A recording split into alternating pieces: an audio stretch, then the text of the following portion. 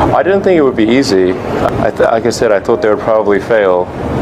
But you know, like creating a company is almost like having a child. So it's sort of like, how do you say your child should not have food? So once you have the company, you have to feed it and nurse it, and take care of it, even if it ruins you. Yeah. But suppose there was some tough times in 2008, end of 2008. How did you get through that period of crisis? Yeah, sure hope it was worth it.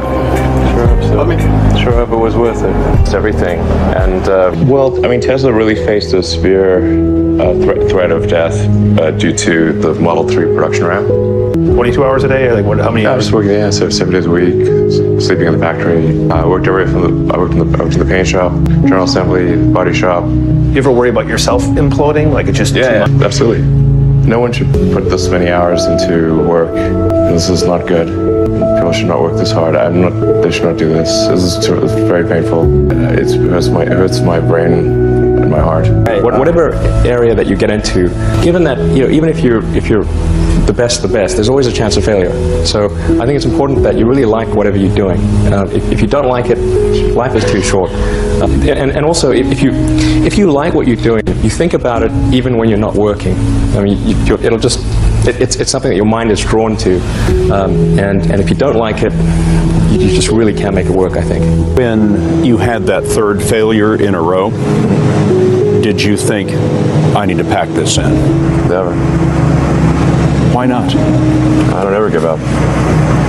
I mean, I'd have to be dead or completely incapacitated. Because I'd say, number one is have a high pain threshold. and Tesla almost didn't succeed, came very close to failure. I think two is you got to make sure that whatever you're doing is a great product or service. It has to be really great.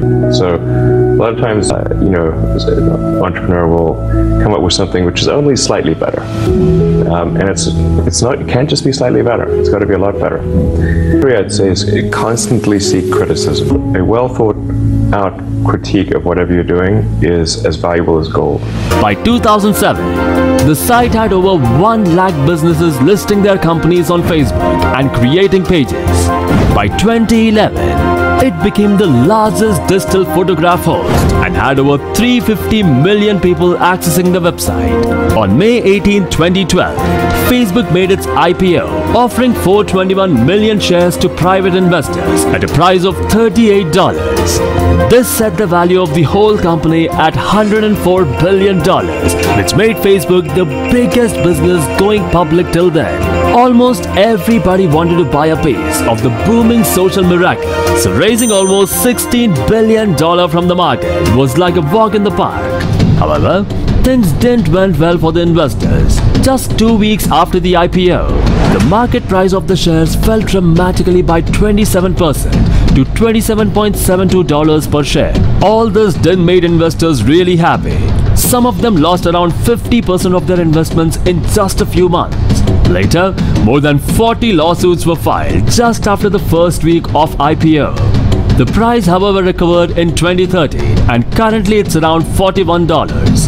Nevertheless, Mark Zuckerberg has remained true to his initial vision to create a website that the entire world can use to communicate openly and easily with one another. He has turned down many opportunities to sell the site, often for multi-billion-dollar sums. He has even turned down chances to increase the site's income from ad revenue, instead preferring to keep the user experience clean and pure. The end result of all this hard work is one of the world's biggest online businesses. I offered to sell them software. I worried they would realize I was just a student in a dorm and hang up on me. Instead, they said, "We're not quite ready. Come see us in a month," which was a good thing because we hadn't written the software yet.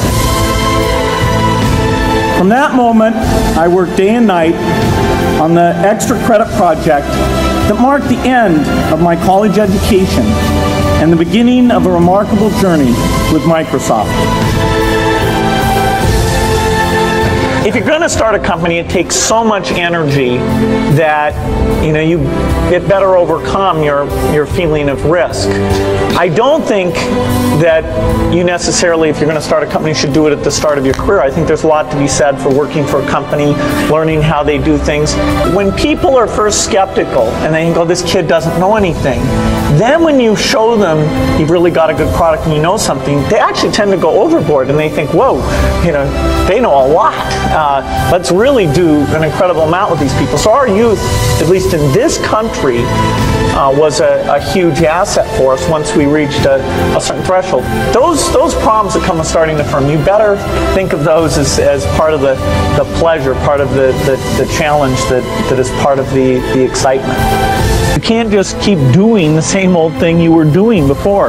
You have to take your skills and attack the new frontiers. In the business of technology, you have to think about what are you missing?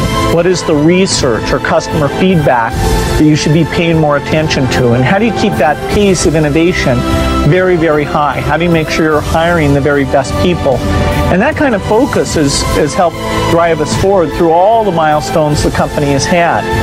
You've got to enjoy what you do every day. Everything comes with pieces that you don't like.